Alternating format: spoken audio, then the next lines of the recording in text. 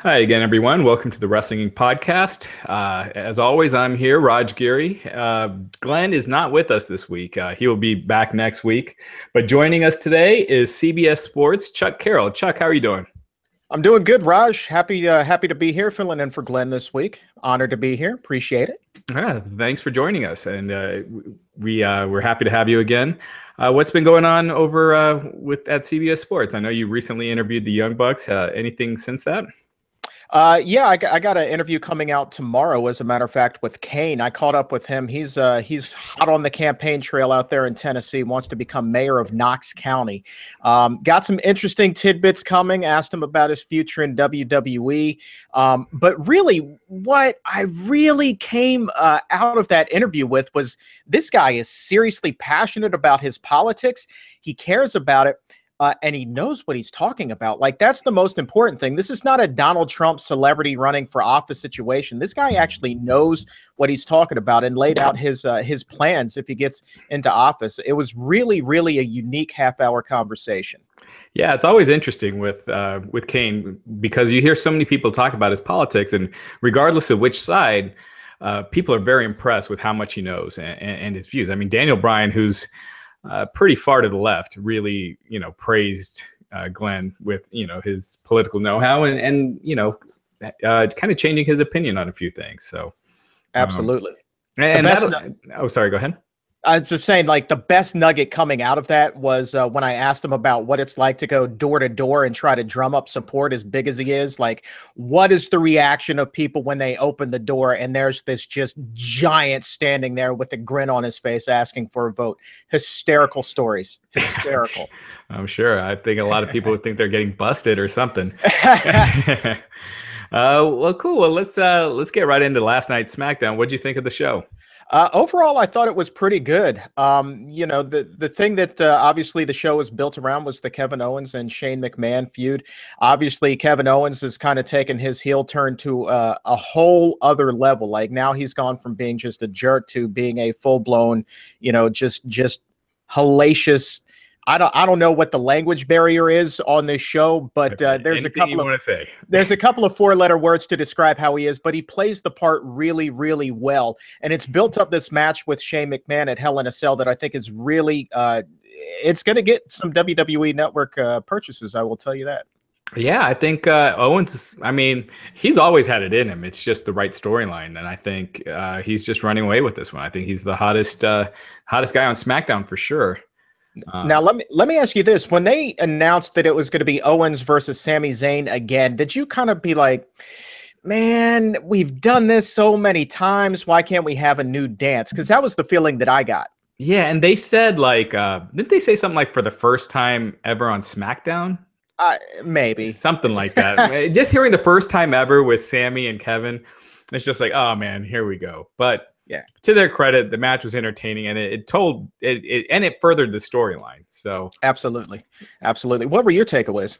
I thought it was good. Outside of the Owens McMahon stuff, I thought it was just kind of running in place. Like I like the rude interfering with Ziggler. I think we had been talking about that happening for a couple of weeks now. So at least you had the payoff on the redundant storylines that they were doing. Same thing with the Jinder and Nakamura, although I don't know. I do not care about that feud at all. And but overall, I thought it was an entertaining show. Yeah, it was interesting to see the contrast in Jinder's promo this week versus what it was last week and all of the brouhaha that came from that. I found that it was a much more toned down promo this week from Jinder. Would you agree? Oh, absolutely. He gave. It was minus the racism this week. It's kind of the same promo as the last 2 weeks, minus the racism. Absolutely. And that's always a good thing, I think. All right, well, so tonight's SmackDown, it opened looking at the feud between Owens and Shane McMahon. I thought the video package was awesome. And yeah, Owens came out, said that Shane McMahon would respond, but he wasn't there yet. Is ripping into Shane, says, "You saw what I did to Vince, and I respect him. Imagine what I'll do to you," which I thought was just great. And then Sami came out. We talked about this a minute ago. When Sami came out, I was like, "Oh God, not again." Yep. But it worked out. He's, he made the point that Owens is losing control. He's kind of going nuts, and Owens, instead of backing down like they usually do in the past, got in his face. Daniel Bryan came out and then made the match for tonight. What did you think of this opening segment? I thought that it was pretty good. I mean, this was, as you said, the main event of the show, so to speak. From start to finish, this is what the show was built around. Again, outside of the Sami Zayn angle, I thought that this was pretty good. I mean, Kevin Owens plays this part so freaking well. I can't imagine anybody else on the roster, Raw or SmackDown side, that could pull this off as effectively as he can. So when he's in the ring and he's on the mic, I'm all in for it. Right. Yeah. I thought he was great. And it's impressive that Vince put him over so strongly, because there's only a handful of guys he's done that with. And Owens doesn't really fit that bill of the guys he's done that for. So that was something. It kind of makes you wonder. I mean, you see the torch getting passed to Roman Reigns on Monday nights, essentially. Do you kind of see Kevin Owens taking up that role on the Blue brand for the time being? I don't know. I don't know if it's so much that or just to add more interest in Shane's program. Like, was it more for Shane or was it more for Kevin? And when there's a McMahon involved, usually it's for the McMahon. Fair, quite family first, man. So then the first match, we had Ty Dillinger versus Baron Corbin. Corbin gets distracted by AJ Styles at one point, then throws some water on him. He ends up winning he throws Ty into AJ, wins the match by a 10 count, kind of ironic, by count out. And then they announced, it seemed like with this and the last couple of weeks, it almost seemed like they were going to do a 3-way at Hell in a Cell. But for now, they announced, Baron Corbin versus AJ at Hell in a Cell. What did you think of this match and just this feud in general? Two things I came away with. One, I thought that they needed to do a better job of laying Dillinger out on the outside, because I kept thinking there's no way he's going to make it. There's no way he's not going to make it back in for the 10 count, just being tossed over the table. I believe that is what it was. It was like, come on, man. You should be back in there by 5 at the latest. But two, I mean, no offense to Baron Corbin, but this guy has never done anything for me, and he continues to do nothing for me. I will give him an attaboy for improving his promo skills a little bit, but that character to me is just flat. So whatever program that they put him in, I'm just like, whatever. On to the next. Yeah, I agree. And I feel like it kind of brings AJ down too, because it makes him seem like a little less of a star and not a main eventer when he totally could be. I think that, just from a match quality standpoint, AJ versus Ty Dillinger at a pay-per-view would be much, much, much more entertaining than putting him in the ring with Baron Corbin. Yeah. I just hope, we had the AJ versus Kevin Owens feud already, but for the world title, I think that'd be a money feud and get some interest back in the main championship. Is this whole Baron Corbin thing just because he's a big guy in WWE, despite the presence of the Cruiserweights now and the whole Daniel Bryan thing? Is it just because Baron Corbin is a big guy that he continues to get this little push? Let me ask you this. Do you think he'd be getting it if he was a foot shorter? Touche. Touche. I know my 5'6" ass would not be getting a push in WWE. That's for sure. Right. Yeah. Well, in WWE, as time has always shown, height is more important than physique in a lot of ways. Like a tall guy is going to get a push over, someone like an Apollo Crews who's got a great physique but is shorter. Right. And Corbin, I mean, his promos have, they're hit or miss, mostly miss. But he's got a presence and that does count for something. But outside of that, he hasn't really shown to be worthy of where he is. And Ty Dillinger, unfortunately, you kind of see where they have him slotted. Yeah, that's a shame, man, because he came in and, I mean, everybody was behind him with the 10, and now it's just like you got him in mid-card at best. And so if he wasn't in this match last night against Baron Corbin, I'm not sure where in the world he would have been, because clearly he's not in their plans for this match at the pay-per-view. Yeah. So next we went to Jinder Mahal. He's with the Singh brothers. They're walking backstage. They said he was gonna address his controversial comments from last week. Never really did. He just came out and kind of did the same promo he's been cutting on Shinsuke Nakamura for the last couple of weeks. Just minus the racism. But, you know, finally this week you get a little bit of the payoff. One of the photos, he's showing Nakamura making the faces. And then there was one, it was actually Nakamura. That was kind of a cool little twist. Absolutely. That was very cool at the end. And, you know, just the little subtle movements that he did at first and kind of played it like up. Just the finger.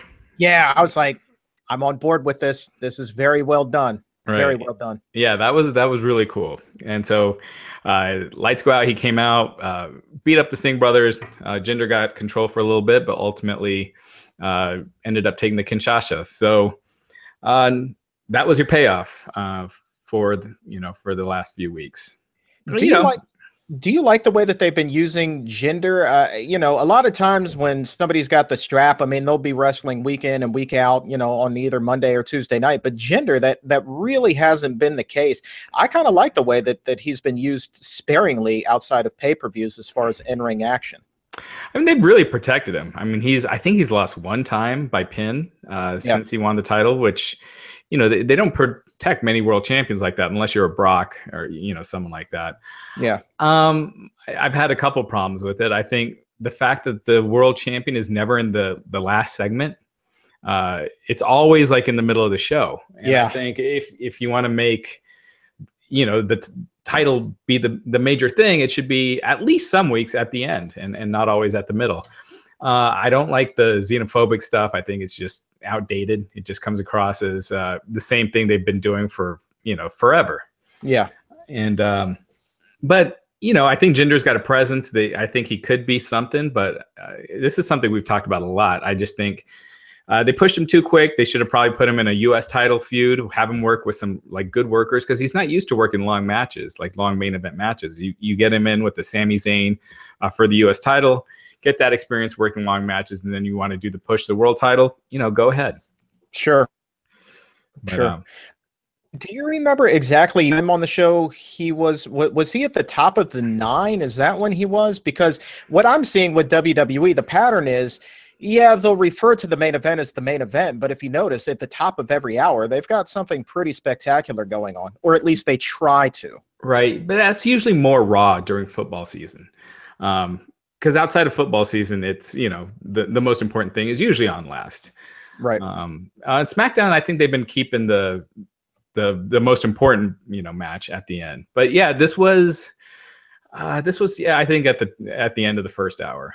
Yeah. So, but you're right. They usually do the, you know, the start of each hour with something big, or, you know, or the end. So, but, you know, I think being on last every now and then would probably do him some good. I agree. And what does that say to the confidence that they have in him as a champion? Obviously, their eyes are on building up a subscriber base in India, but here in the U.S., does that mean that they recognize that he's not exactly the best choice to be carrying the title right now? Is that what that is? I don't know, because they've stuck with it for so long. I mean, it could end in a couple of weeks. I think that would be the right move right now, right. Just because you look at the attendance for SmackDown, and granted, it does go down this quarter. It does go down in the fall, but it's dropping to new levels this year that it hasn't been before. And not just, I mean, it's happening on Raw too, but at SmackDown, it's more glaring. And this is something we've talked about in the past, where WWE, once they go out of their way to make a brand the B show, you see the attendance start falling. Then the pay-per-view start falling. Then they start, you know, crisscrossing talents between the two, and then sooner or later the brand is done. This is what happened last time, and you're starting to see that pattern happening again. Is it too difficult to maintain really discrete rosters and shows, and there's just not enough creative juice to go around? Or is it that they really just want to put all their eggs in the Monday night basket? Yeah, I mean, that definitely appears to be what they're doing. And, you know, something we mentioned on, you know, with Matt Morgan on Sunday's podcast is you got guys that are underutilized on Raw right now, like Finn Balor or Jeff Hardy before he got injured. That could be big players, and they could really add a spark to SmackDown. But instead, they're, you know, mid-card on Raw when SmackDown could really use them.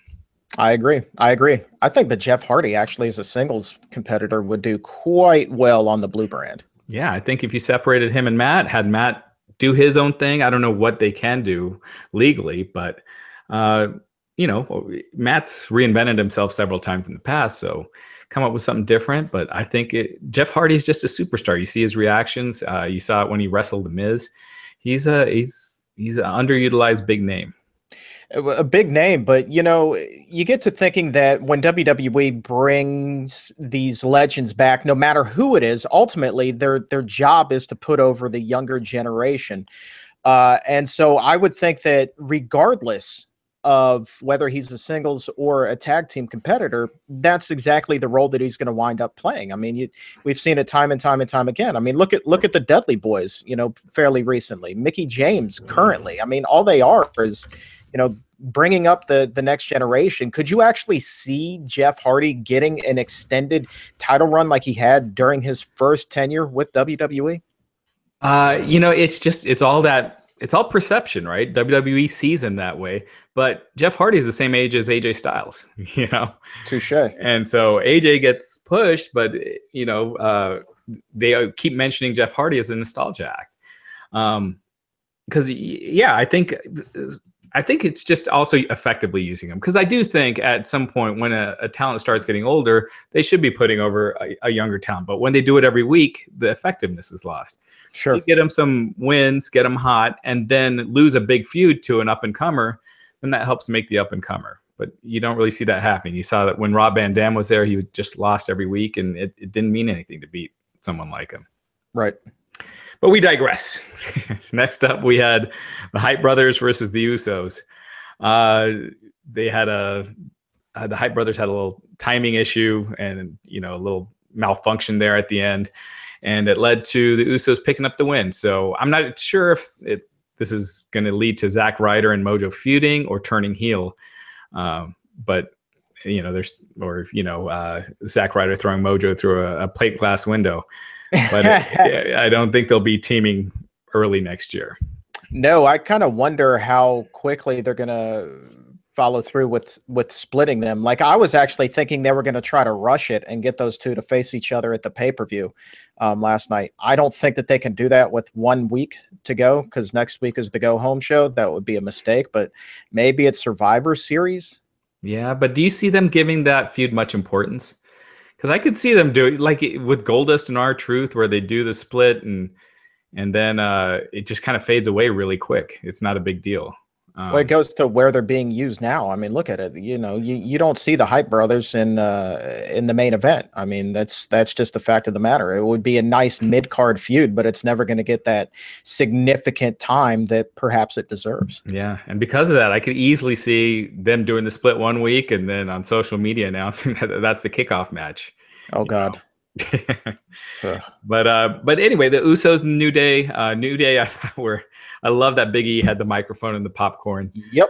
And then, I mean, these guys have been having sensational matches, and now their match at Hell in the Cell will be inside the cell, which is the first time I can think of that you've had a tag team in the cell that's not like a superstar, that's not like DX. I can't remember. Can you think off the top of your head when they've done that before? Not for the tag titles. No, I can't. The cell is typically reserved for singles matches. Yeah, I think they might have done DX against Legacy, but again, that's DX. It's kind of a different story. But yeah, so the Usos, New Day, I'm sure they're going to do a ton of crazy stuff, but that's going to be in the cell.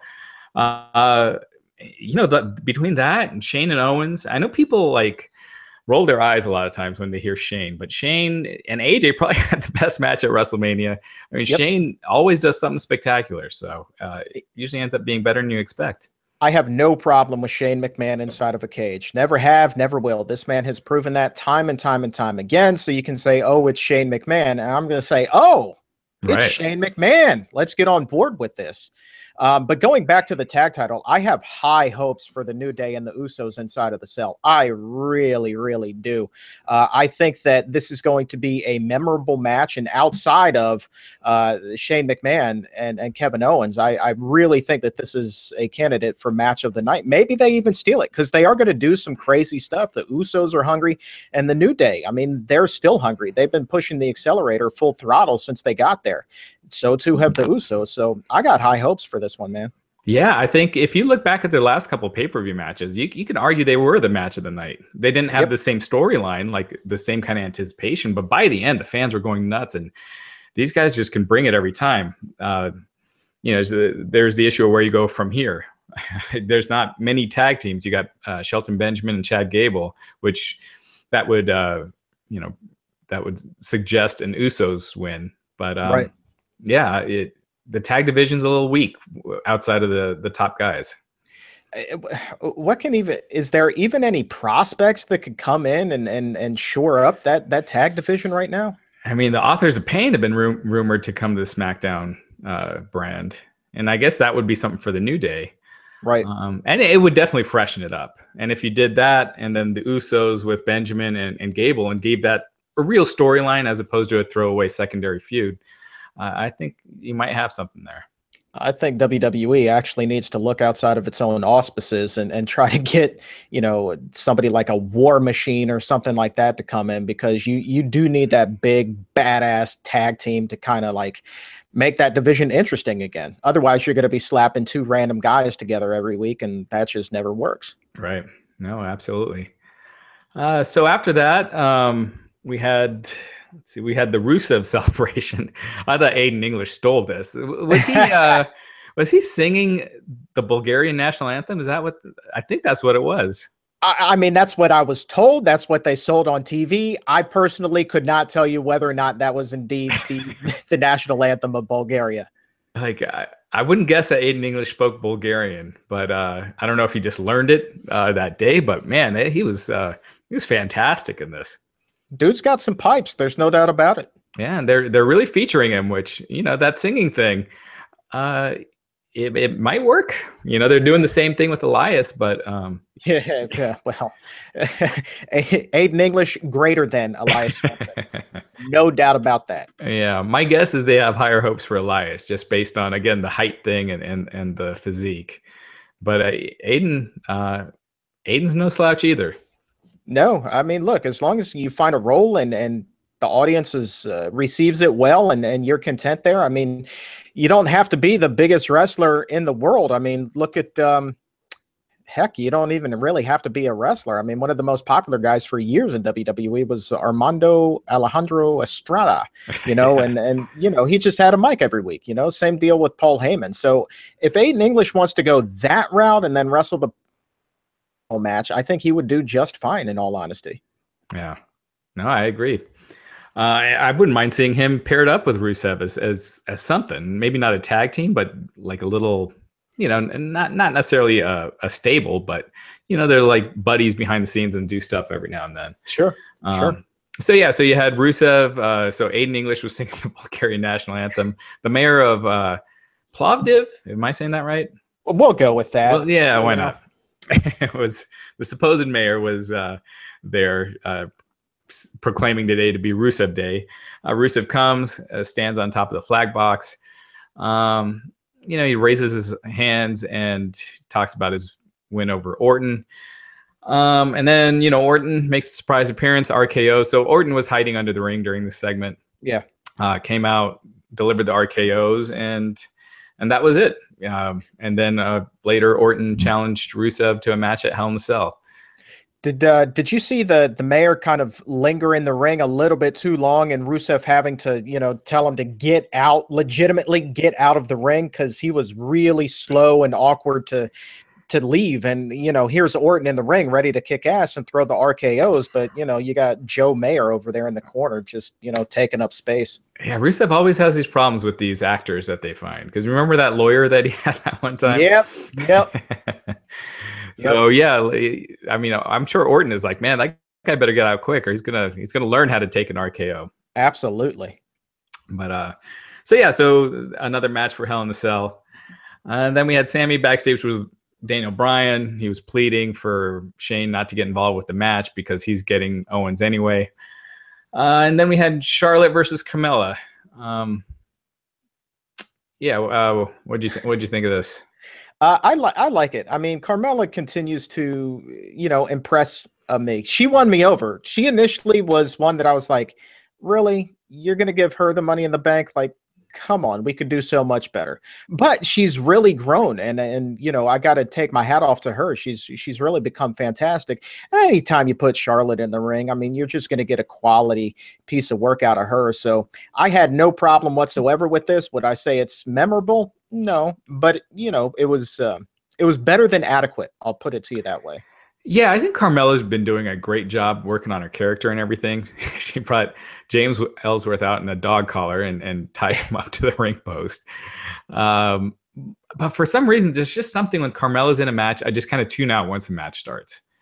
And, is it because of her work ability, or what is it about the character that isn't connecting with you? I don't know. It's just she just doesn't do much in the ring that gets me interested. It's just kind of, I don't know. It's just kind of like the basics. And Charlotte's the opposite. I think Charlotte's miscast a little as a babyface. I think she's a natural heel and so great in that role and is the best at that role of all the women. Sure. But yeah, when Carmella, and she can be with the most entertaining person, but once the match starts, I just kind of tune out.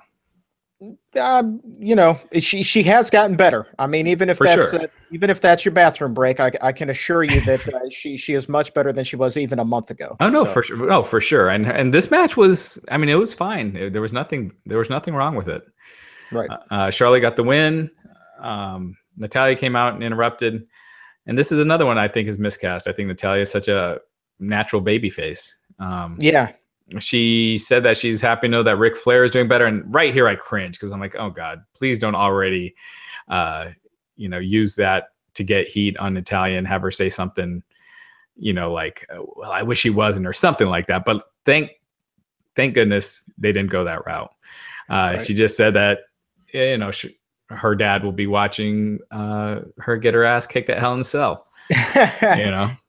That was a decent lie, man. I didn't have a problem with that, but I do agree. I mean, Natalya is so sugary sweet. I mean, I've spoken with her on a couple of occasions, and she is exactly who you would think that she is. I mean, this girl couldn't be any more sweet if she was candy. And so this whole heel persona that they're trying to get her to do, it is so forced. And that's not a knock against her. She's just doing what she's being told. But I mean, they'd really, really be much better off flipping Charlotte back to a heel and Natty back to a face. Yeah, I agree 100%. It was announced that the Fashion Files will return next week. You think they're ever going to reveal who attacked Breezango? I hope so. I hope that, I know that I read that it's supposed to be Harper and Rowan. So maybe, just maybe, it will finally lead to that. Does it take some of the buzz off, though, having them be revealed in a comedy segment, regardless of how they do it? The fact that it's in the Fashion Files, if they do that reveal. Yes and no, because the Fashion Files were really, really popular. So I don't necessarily have a problem with that. I think that they should have done the reveal already. I think that when they had Arn Anderson there as the reveal at one point, it was kind of like, this is done now. Where do you go from here? And then, they took time off. So, I mean, this whole Fashion Files thing is done. I hope that they come back strong with it. They taped it last night, but I don't know, man. I don't know what to expect of that moving forward. Do you have high hopes that it can be what it was, or do you think that this is just going to be another forced thing on the WWE universe? I think, well, the fans are digging it right now. I think as long as they stick with it as a segment here and there every week, we'll get it. Will be overkill. And so, the fact that they haven't been doing it the last couple of weeks, I think is good. But yeah, I mean, I think if they do the reveal for Eric Rowan and Luke Harper, it should be in the ring, not in the segment. Agreed. Or backstage or something. But yeah, I think the Fashion Files are over, so might as well go with it. And it gives Rowan and Harper something to do if that's the way they decide to go. So we'll see. How quickly would you get that done? Obviously, this is on the go-home show, so do they rush this through to the pay-per-view? Gosh, if they don't, I mean, I guess they could wait a week and then build for that for Survivor Series. I don't know. Survivor Series is going to be a pretty packed card. Yeah. So if they do it at Survivor Series, I don't see it being past the kickoff match. And I don't know. I just feel like the timing was way off on this. They waited way too long, and to the point where I don't know. I could see a scenario where they set it up for the big reveal to be at Hell in a Cell. That's kind of what I would envision happening here, as opposed to having that reveal on Tuesday. Give somebody an incentive to subscribe and see what's happening. If they go that route, I'm pretty sure that that's what's going to happen. Didn't they advertised that the reveal was going to be like 2 pay-per-views ago, and then like nothing happened? Right. Fool me once, shame on you. Fool me twice. But hopefully won't be fooled again. Yeah. So then next we had the Undertaker's music hit. Everyone knew exactly what it was when it happened, but the announcers played it up like the Undertaker was there for a little bit until Corey Graves was like, "Oh, come on, this is Dolph Ziggler." So Dolph Ziggler comes out to the Undertaker's entrance. He talks about how anyone can hobble down to the ring and act like a zombie, taking shots at Taker that no one really does on WWE TV. But the Ziggler stuff I thought can be cringe, but I sit through it just wondering where it's going. I mean, you knew it was going to be Bobby Roode coming out eventually, but just kind of seeing what he says. But anyway, he starts ranting. Bobby Roode comes out. Roode puts over Ziggler, saying he's an amazing talent, but also a hypocrite. Just came across as one of those over-scripted things that Roode wouldn't really say. He challenges Ziggler to a match at Hell in a Cell. Ziggler says that Roode is everything wrong with WWE, but he accepts the challenge. He says he's going to rest in. Roode put the finger up and said it'll be glorious. I don't know. I just I like Roode. I think he's miscast as a babyface, and I just don't see this. I don't know. It just doesn't. It gives Roode something to do, but it didn't do much for me. What'd you think? I'd like the end. You just alluded to it, where Ziggler was doing the whole rest in peace bit, and Roode cut him off, and then did his glorious bit. I really like that.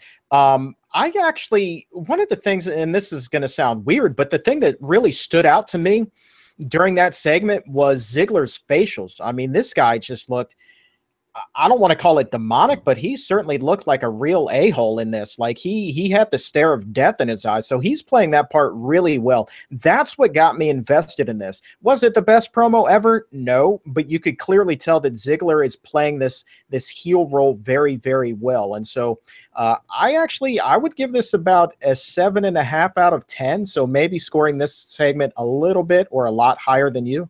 Yeah, you know what? I actually agree with that. I thought Ziggler was the strong point of this segment. And, I mean, did you see him when he was kind of posting up on the turnbuckles, just kind of giving that death stare to Roode? And it was natural. It didn't seem like he was acting. Exactly. Ziggler, that's true. This whole segment, he didn't feel like he was acting, where Roode came across as a little scripted and kind of out of his element a little bit. I think the babyface thing's a little new to him, like using this glorious thing as a babyface character. He doesn't seem quite comfortable with it yet. No, but he could keep the glorious character and just easily do that heel turn. I mean, that's going to come so natural to him, but you're not going to have two heels going up against each other right now. And, I don't blame WWE for bringing him in as a face, but I think that within the next 3 to 6 months, we'll probably see that heel turn. Yeah, I think that's where the money is with him down the road. But yeah, I agree, because he was going to get the pops anyway, just with the entrance. So it does make sense to have him as a babyface right off. Yeah. Then we went to the main event: Sami Zayn versus Kevin Owens. Was it? I think it's been 2 years. Has it been a year or 2 years when they had the match? I think it was at Hell in a Cell. One of those pay-per-views where they said it would be the last time that they'd be facing each other. The last time ever this week. That was such a weird stip that they added to that pay-per-view match, because I think everyone knew that as long as both people are in WWE, they're gonna face each other a ton of times, and they have since then. Sure. they went to this. It was a little different than their other matches in the sense that it told more of a story. At the end, Owens hit him with the power bomb on the apron, and that was it, right? That was it. Was a count out or a DQ? I'm a double count out or a DQ? I think it was a DQ. It was a schmozz finish. I mean, it was really irrelevant what the actual finish to the match was. It was all about what happened afterward. But what did you think about WWE having that segment with Sami Zayn and Daniel Bryan, where Zayn is saying, you need to talk to Shane, make sure he does not interfere. This is something that I need to do. That, that's the ultimate heel play, face play. I wouldn't expect anything less from Sami Zayn. But still, I thought that added a little bit to it. But still, you knew, regardless of how that conversation was going to end, that obviously Shane McMahon was going to wind up there one way or another. Yeah, no, I really like that because I think as soon as you heard the match was announced, you figured Shane was going to come in and either cost Kevin Owens a match or cause a DQ. And so when Sami said that, then you're like, okay, well, how are they going to use Shane now? What's he going to do in this? And so it added a little intrigue. And so I like that. And with this, Owens just beats the crap out of Sami after the paramedics help Sami up. They start taking him to the back, and he gets attacked again. He wraps the chair around Sami's neck, and it looks like he's about to ram him into the post. And that's when Shane came out. One thing I always gripe about, and this is just wrestling today, and this is they do this 100 times a week, but when they hit their entrance music, I think it's just makes it feel so unorganic. You know what I mean? Like when Shane's music hits, if you really think about it, and maybe I'm overthinking it, but that means that Shane is going up to the music guy and be like, okay, I'm going to go out right now, hit my music. And he goes out. And as if he just ran out without any music, it makes it look like it's more, it's just one of those things that always bothers me with music now, that they always have to play the guy's music when they come out, even when it's supposed to be a impromptu run-in or a save or something like that. Yeah, but without that music, you're never going to get that pop that always comes across so well, whether you're there live or on TV. I mean, that's the thing. You hear, here comes the money, and it's, the place goes bananas, So without that, if he was just to do a run-in, it would be kind of like that slow pop, like who, especially the people in the nosebleeds would be like, who is that Shane? That is Shane? Yay! Yeah. So it would be kind of a slow thing, but that's why they play the music. But I agree with you. Yeah. Don't overthink it. It's WWE. Everything's, big, larger than life. But I agree with you. I just think when you're doing the realistic kind of beatdown, those kind of things. Like when Stephanie came out after Vince was attacked, it would have taken a lot out of the segment if she came out and her music hit. But that much is definitely true. Anyway, nitpicking, but really strong. I thought it was great stuff. And Owens and Shane. What do you think? What do you think they do there? I mean, you hit this at the top of the show that whenever a McMahon's involved, it's all about the McMahon. So, I mean, I definitely could see Shane going over here. I'm not sure that it would necessarily be the end of the feud, despite the fact that it is Hell in a Cell. You got to figure that there's going to be more coming. Damn, that is a good question. I know that there's going to be some sort of big brawl between the two next week. There has to be. But as far as where it goes after Hell in a Cell, I'm pretty sure, I mean, it's going to go for at least another couple weeks after that, man. You think so? Hell, man, I'm torn. Yeah, Shane, usually with his matches, that's usually the end. I can't remember the last time he had a match and then the feud continued. It's definitely not this run. Maybe when he was with WWE before that, but usually that's the blow off. They don't do a series. It's been a while. So. Yeah. Well, you're probably right. Where could they go after Hell in a Cell? I mean, that is a big blow off. I don't know. Who do you see coming out on top there? I think Owens. I think he just got to do it. It doesn't do much good to have Shane. There have been some people talking about this leading to Owens and Triple H. As Triple H being the next one of the McMahon family to kind of go for the revenge. And that's definitely not the worst idea because there's not many other built-in programs for Triple H if he's going to do a WrestleMania match again. God knows SmackDown could use that big name at the moment, get some more viewers. Absolutely. Yeah. What about Jinder and Nakamura? Where do you see them going with that? I hope that it's the end, but there's going to be a rematch clause, so how could it possibly be? I'm not sold that Nakamura wins this, man. That's the funny thing. I can't stand having Jinder with the belt. Like, he's so much better than when he was with three-man band, but to me, he's not the best choice for champion, but I'm not sure that he loses the strap here, man. And if he doesn't, where do you go with him? I mean, that's 2 straight victories over Nakamura. I mean, who else would you go with? AJ's kind of in the U.S. title feud. I guess he could drop it and move up, or Bobby Roode, but just seems like there's no natural names to feud with after this. Well, okay, well let's think about this. Do you plug Kevin Owens then into that role, and then once that feud is done, do you then inject Triple H into that feud?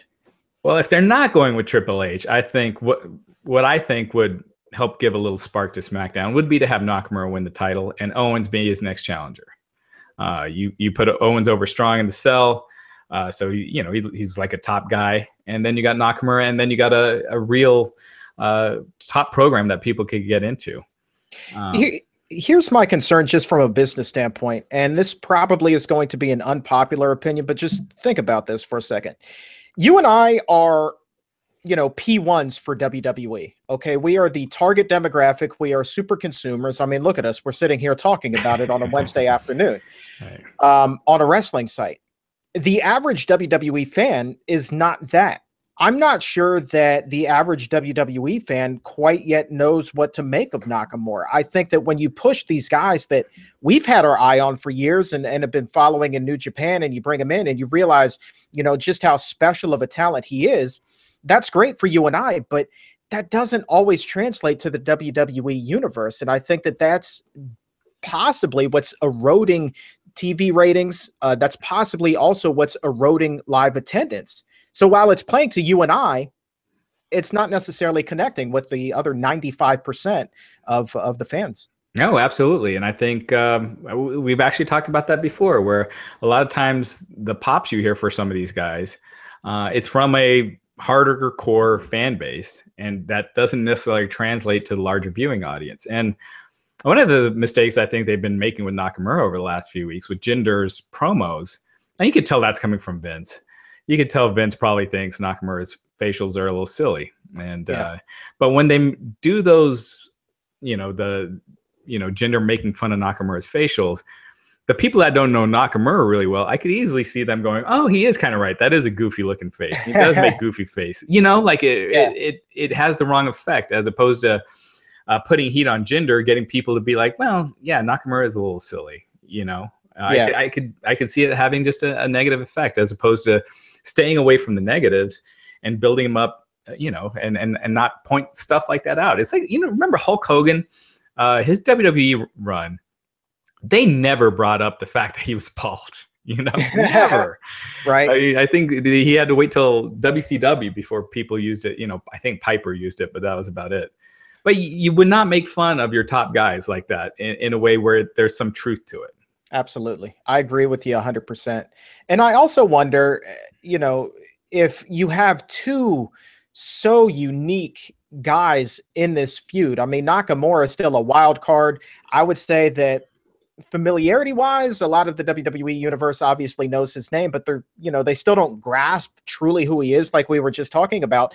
And then you also have Jinder Mahal, who to me still is like, holy crap, this guy came out of nowhere and they put the title on him. So you don't know what to make of these 2 guys. And so you put them together in this blender and you're like, I don't know what this is. So I think that if you were really going to elevate one or the other, you need to put them in there with a traditional, more established guy at this point. Putting those 2 together at this point, to me, is not what's best for business.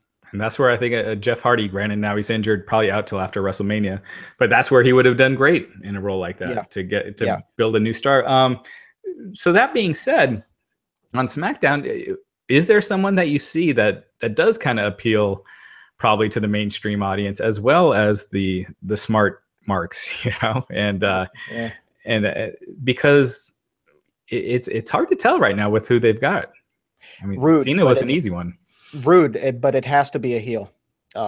That's the only way. I mean, he's still a relatively unknown name, but he has that kind of classic look that, with the another 3-month rub or so, he could really connect, I think.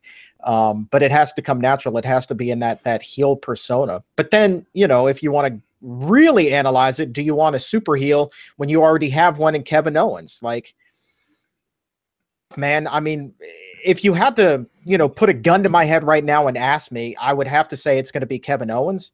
But hell, man, I don't know that there's just a lack of superstar talent right now.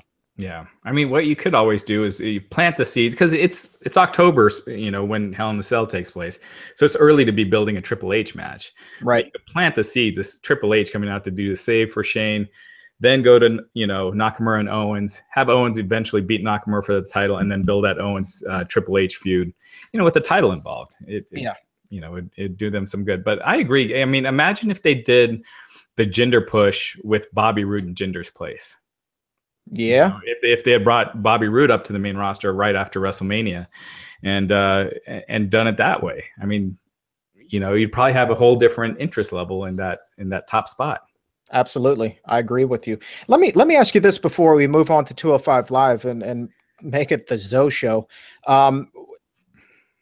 What are you hearing as far as Triple H and Kurt Angle? Because I know that was at least talked about for a little while. And so obviously if Tripp comes over and does this thing at SmackDown, you can forget all about Kurt Angle and Triple H on Monday nights. What I've heard is that was never in the works for SummerSlam. That was just a rumor. Even when I talked to Angle, I interviewed him for the site a few months ago. He made it clear that him wrestling is not going to happen anytime soon. I don't know if it will before. If he does, it'll be at WrestleMania for sure. But I don't know if they really, they're gung ho about having him wrestle.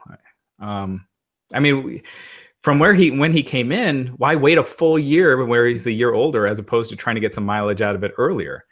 When he's a year younger. So true. But I mean, can you put a guy in the Hall of Fame and then put him right back in the ring? I mean, typically the Hall of Fame is reserved for guys whose careers in the ring are finished. So, right. Well, you just said it. So wouldn't that suggest that his career is finished? Yes, but it's WWE, it's pro wrestling, and never say never. Yeah, that's true. But I think there's only been, I think Jerry Lawler's probably the only person that went into the Hall of Fame and wrestled after. I can't think of anyone else, because Ric Flair did the night after the Hall of Fame, and that was his last WWE match. Yeah, but you all knew where that was going. I was there for that. That was pretty incredible. Yeah. Well, whatever. All right, 205 Live. Enzo opens the show. Makes a great point that he had said that if any of the cruiserweights touched him, they wouldn't be able to get a title shot. And it wasn't just Neville, because then they showed the clip of after Raw went off the air and all the cruiserweights beat up on Enzo. Yeah. So he said that, everyone beat up on me, so I don't have any challengers. So I'm just putting the belt on ice. He came out in a crutch, and that was kind of it. What'd you think? And what do you think of Enzo as cruiserweight champ? Yeah, I like it. I mean, obviously they need to get some more interest in 205 Live. They need to be careful with the Enzo character and having him jump the shark. He still gets a pretty decent reaction with the crowd. And so I'm not sure that, despite the chatter in the IWC that, Enzo is, Dunsky, his act has grown stale. I'm not sure that that's necessarily the case. So to have him, who's a name who is super popular on the main roster, I have no problem with it whatsoever. And frankly, I'm kind of enjoying this heel turn a little bit just to see a new side of him. My only problem, Raj, with this is that he just went from being this super baby face on Raw and getting attacked by Big Cass. And now here we are, like a month and a half, 2 months later. And now he's this heel in 205 Live. That's my only gripe. Other than that, A-okay with me. Yeah, I think him being a heel really freshens him up. It's one of those things where if they hadn't been beating up Enzo every week and then put him as the cruiserweight champion, I wouldn't have as much of a problem with it. And in fact, I think it freshens it up. But the fact that they made him look like such an ineffective loser for forever, like to where he gets no offense in. You know, his spot at SummerSlam, he gets out of the cage and immediately just booted. He didn't even get a punch or anything in. Yeah. So they made him look so ineffective. So it's that fine line of, do you want to have some prestige to the Cruiserweight title, which that might be out the window anyway before this even happened. But now it's more interesting. You're more likely to tune in. Enzo's promo had more heat than any promo I've seen on 205 Live. No doubt. I'm sure that has to do with name recognition more than anything. But I think that he's playing the character pretty well. It's so parallel to the stories that you hear about him backstage, you know, outside of storylines, you know, just how he carries himself in that locker room. The fact that he's got this friction now with the entire roster, and he's carrying himself as an elitist. I mean, that's kind of where art is imitating real life. Yeah. And you know, when we were talking about history repeating itself and with the brand split, I think Enzo is great in this role, and I think him as a heel, it's entertaining, and it does add a big spark to 205 Live that it didn't have before, because it was just dying. How much offense do you see him getting in? I know that we'll talk more about him at the end of the show, but how much offense do you actually see him getting in here? Because even when he won the title, I mean, it was with a low blow. Yeah, I could see him getting more than against the main roster, but I would say, you know, keep it on him for a bit until the interest wears off. I would not make this a quick title reign. No. So yeah, I mean, he got heat. He's getting a reaction, and the fans, you know, they were into Neville on Monday night, and I don't know. I think it ultimately is probably a good thing for the division in the sense that people actually care about it, even though the guy that got his ass kicked on a weekly basis is now the champion. Do you ever see him successfully becoming a full-blown heel? Because I mean, you still see his wigs in the audience, and you see him, you know, playing it up with the kids as he's, you know, cutting his promo coming down the ramp. That's not exactly heel behavior. Yeah, but you hear he got the crowd to turn on him in that promo. I mean, they were booing him by the end. I love that You Deserve It, how he how he turned that around in that backstage segment. You know, that was great. Yeah. That was great. I think Enzo could pull it off. I think he knows where his character is supposed to be, and I thought he played it to a T, and he's a natural at it. And it doesn't seem like he's acting. So, and those are the best heels. So I think he could pull it off. What was after that? Tozawa versus Tony Nese. You want to talk about the opposite. Tony Nese, when he comes out and counts his abs, is like, see, that's why I'm the best. It's just so lame. It's not even like, it's like change the channel lame. Like, but yeah, you know, and then sadly, you know, this is kind of what 205 Live has been. A lot of non-interesting stuff, even though you got talented athletes. And Tozawa won that one. Any reaction to that? No, at the beginning of the show and the end of the show is all that's relevant to me. I'm going to be perfectly honest with you. And no offense to the talents in the middle, but I honestly don't even remember a whole hell of a lot what happened there. I agree. And I felt the same way. The next thing I remembered was Enzo and Daivari kissing up to Enzo, you know, saying that he only attacked Enzo because he got into that mom mentality. And he wants to be aligned with Enzo, you know, hoping that it'll lead to a title shot. Enzo said that, you know, he would be in his corner tonight. Daivari shakes his hand, says, "How you doing?" Enzo says, "Never say that again," which got a pop. Yeah. Again, probably the most entertaining backstage segment on 205 Live since they started. No doubt. No doubt.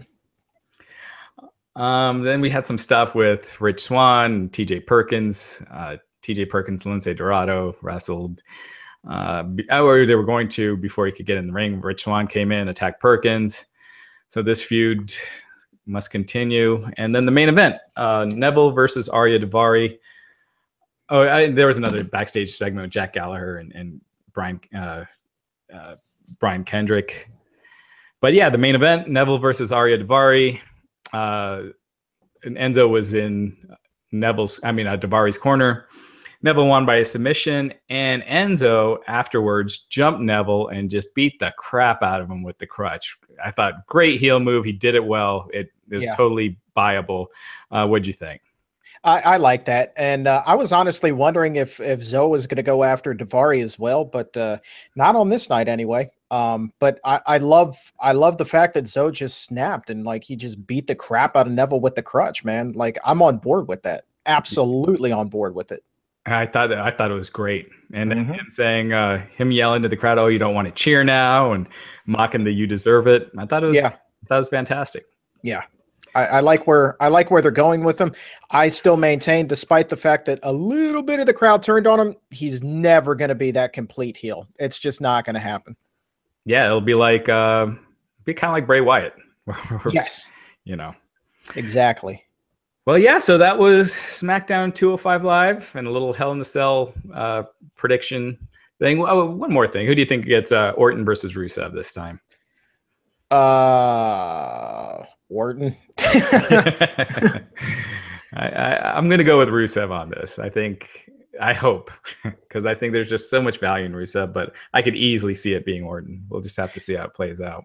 And I assume that we're wrapping up here, but real quick, Paige coming to SmackDown. How quickly do you see that happening? How much of an impact will she have immediately on that women's division and hopping in the title picture?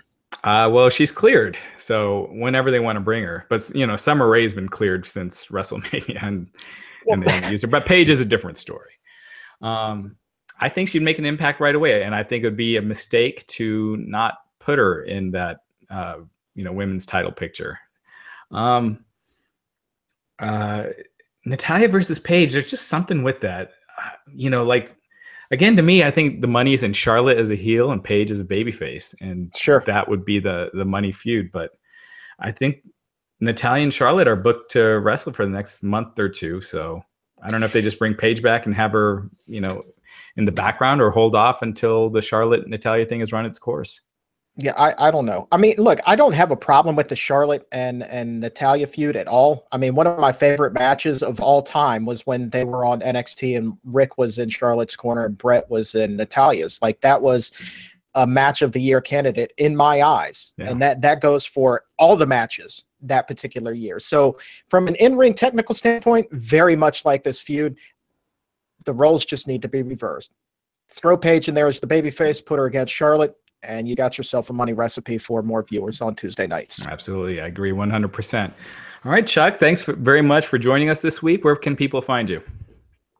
You can follow me on the Twitters at Chuck Carroll, WLC, and then check out my weekly column on CBS Sports, syndicated to all CBS owned and operated TV and radio station websites. So just Google my name and you guys will find them.